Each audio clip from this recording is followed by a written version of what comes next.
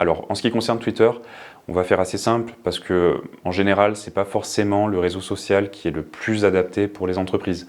En effet, Twitter, c'est un réseau social qui propose un format de partage de contenu textuel court, hein, limité à 280 caractères, qui généralement sont des contenus qui sont plutôt adaptés aux personnalités qui traitent l'actualité, comme les politiques ou les journalistes, mais un petit peu moins pour les entreprises.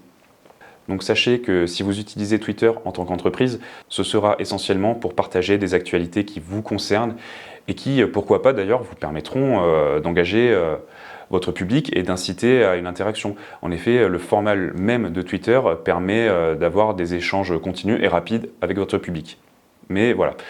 Gardez à l'esprit tout de même que ce n'est pas forcément le format le plus adapté pour partager du contenu et que surtout il y a quelque chose sur Twitter qui peut arriver facilement, c'est le bad buzz et ça il faut être assez vigilant quand on est une entreprise et qu'on utilise ce réseau social. Donc si je devais résumer, en ce qui concerne l'utilisation de Twitter, on a pour avantage d'avoir des échanges qui sont nombreux et qui sont instantanés avec la cible. On peut également utiliser ce réseau social pour mettre l'accent sur l'actualité et la communication institutionnelle de l'entreprise si on ne le fait pas forcément sur les autres réseaux, mais voilà. Il faut aussi garder à l'esprit, et c'est important, qu'on a beaucoup d'inconvénients sur ce réseau social.